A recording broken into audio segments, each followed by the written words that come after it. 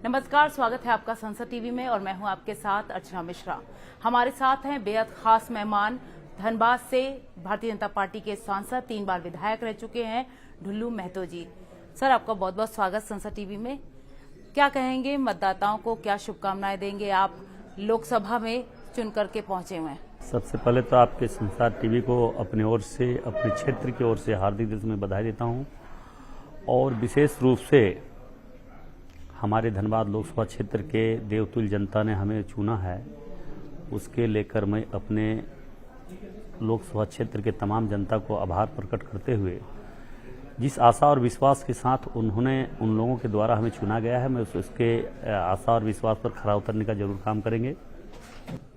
3 बार आप विधायक रहे, सामाजिक जीवन की शुरुआत से आप कब हुई और कैसे राजनीतिक जीवन में प्रवेश हुआ आपका? कुछ अपने बारे में देखिए, हम एक मजदूर किसान का एक पुत्र होने के नाते उस क्षेत्र का भली भांति से मैं उस क्षेत्र का मजदूर किसान नौजवानों को दर्द भली भांति समझ सकता हूं और उसी विषय को लेकर मैं एक मजदूर में कार्यरत भी रहा। लगभग बीसीसीएल ऑल इंडिया में 8 महीने तक लगातार मैंने काम किया।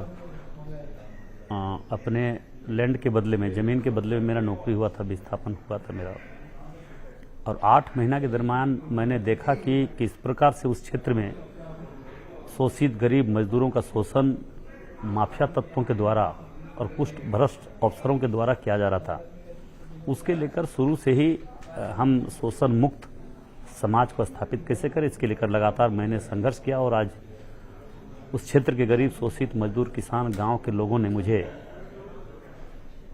अपने भाई के रूप में चुना और विधायक 3 बार विधायक भी बनाए और इस बार हमें लोकसभा सदस्य भी बनाने का उनका आशीर्वाद भरपूर मिला, सहयोग मिला और मैं आज अंत में सांसद बना। अब सांसद बन के उस क्षेत्र का सेवा करने का कम लक्ष्य रखा हूँ। कौन कौन से वो मुद्दे रहेंगे जिन्हें आप 18वीं लोकसभा में बतौर सांसद जो है उठाएंगे सदन में? देखिए, मैं चुनने के बाद मैं विशेष रूप से पहला बार तो मैं दिल्ली सदन में अपना माननीय देश के यशस्वी प्रधानमंत्री नरेंद्र मोदी जी के शपथ ग्रहण समारोह में शामिल होने का सौभाग्य प्राप्त हुआ है। अब यहाँ से जाने के बाद वहाँ पे हर वर्ग के लोगों को आपस में बैठकर विचार विमर्श करते हुए जो भी विशेष प्राथमिकता के साथ जो समस्या आएगी हमारे सामने, उसको निदान करने का प्रयास करेंगे। जिस प्रकार से हमारे व्यवसाय वर्ग हैं, हमारे मजदूर वर्ग हैं, किसान वर्ग हैं, नौजवान हैं, असंगठित मजदूर हैं, शहर में बास करने वाले गरीब शोषित पीड़ित कमजोर लोग हैं, वहाँ पे बहुत ऐसे कोल बेरिंग क्षेत्र है, वहाँ पे बरसों से मजदूर हमारे क्वार्टर में पदस्थापित जो गरीब लोग हैं, उनके लिए हम क्या कर सकते हैं, उन लोग से बैठकर विचार विमर्श करके फिर आगे निर्णय लेंगे और उनके लिए जो अच्छा होगा, उस क्षेत्र के लिए जो अच्छा होगा, वो काम हम जरूर करेंगे।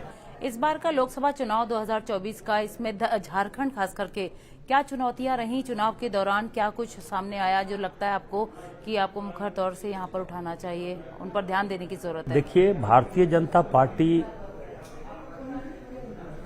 देश में विकास के नाम पर, मोदी जी के नाम पर, मोदी जी के कामों के नाम पर हम लोगों ने चुनाव लड़ी और ये सच्चाई है कि मोदी जी 10 वर्षों के कार्यकाल में जो देश के हर वर्ग को देखते हुए जो उन्होंने जन कल्याण के लिए जो कार्य किया है, हमें लगता है कि आज तक इस तरह के हम लोगों का भी लगभग 48 ईयर्स हो गया, हम लोगों ने किसी को इस तरह से देखा नहीं था।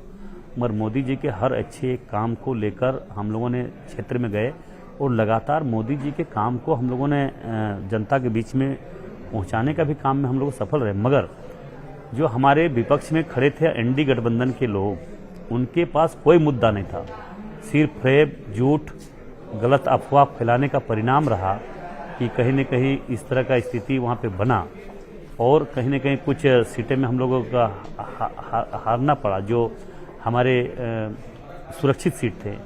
तो ये बहुत दुखद बात है कि इस तरह का घटना नहीं होनी चाहिए। झूठे बुनियाद के नाम पर चुनाव लड़ना, अफवाह के नाम पर चुनाव लड़ना, अफवाह करना, जात पात के नाम पर चुनाव लड़ना। हम अब तो चुन करके आप आ गए हैं। हम अगर अच्छे काम की बात करें प्रधानमंत्री नरेंद्र मोदी के 2 साल के कार्यकाल की, तो उसमें से धारा 370 भी है, उसमें राम मंदिर भी है।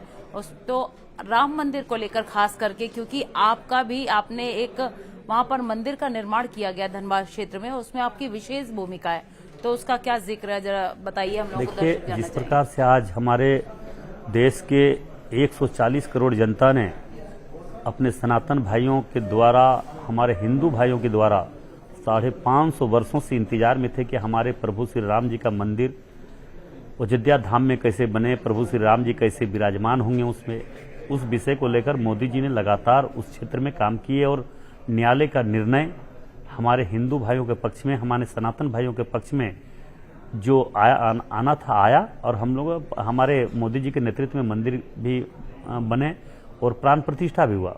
उसी प्रकार हमारे क्षेत्र में बाघमारा में रामराज मंदिर चिटाही धाम 200 वर्ष पुराना मंदिर है। हमने भी, हमारा सौभाग्य प्राप्त हुआ मंदिर को निर्माण करवाने में, हमारा योगदान लगा। हमें अपने आप को गर्व महसूस होता है कि हमारे जीवन में एक अच्छे काम करने का मौका मिला धर्म के क्षेत्र में। तो मैंने भी काम किया वहाँ पे, और लगातार उस क्षेत्र में मैंने काम करते हुए गरीबों का सेवा करने का भी काम किया हूँ। निश्चित तौर पर धर्म का काम, उसी को सौभाग्य प्राप्त होता धर्म का काम करने में जिनको प्रभु श्री जब जन्म लेता और उनके किस्मत में होता है कि अच्छा काम करना आता जाके। तो अयोध्या में तो उद्घाटन बाद में हुआ, आपका राम मंदिर पहले ही बन के खड़ा हो गया। निश्चित तौर पर प्रभु श्री राम जी का आशीर्वाद था। प्रभु श्री राम जी के हम प्रार्थना भी किए थे कि बहुत जल्द अयोध्या में भी राम मंदिर बने। इसके लिए भी हमारे इंटरव्यू जब वहाँ पे हुआ था, हमारे प्रेस जो हमारे मित्र थे उन लोगों के द्वारा कहा गया था कि आपने यहाँ पे राम मंदिर तो बनवा दिए, मगर अयोध्या में कब राम मंदिर बनेंगे। हम बोले प्रभु श्री राम जी का इच्छा हुआ तो बहुत जल्द होगा, और 6 महीने के अंदर उनका रिजल्ट भी हुआ और तुरंत देखिए मंदिर भी बना, प्राण प्रतिष्ठा भी प्रभु श्री राम जी का हुआ।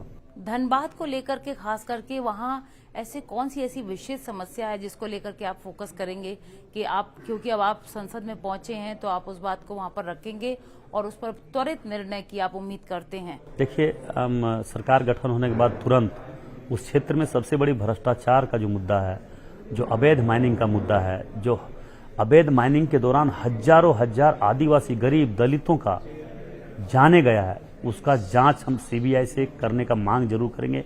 दूसरी बात है, वहाँ पे बहुत लंबे समय से एयरपोर्ट का मांग है कि धनबाद कोयला का राजधानी धनबाद है, वहाँ पे आईआईटी है, आपका आईएसएम है, सारे बड़े बड़े संस्थान है, उसके बाद भी वहाँ पे अभी तक एयरपोर्ट नहीं बना है, वहाँ पे आपका एम्स नहीं बना, जबकि बनना चाहिए। वहाँ मजदूर क्षेत्र है, कई ऐसे बड़े बड़े संस्थान है जो कि वहाँ पे कार्य होना चाहिए, जो नहीं हो पाया है। मैं जरूर इस विषय को लेकर, ओवर ब्रिज और फ्लाईओवर बनना चाहिए, वहाँ पे जाम का भी समस्या बहुत ज़्यादा है, वहाँ पे विस्थापन समस्या बहुत ज़्यादा है।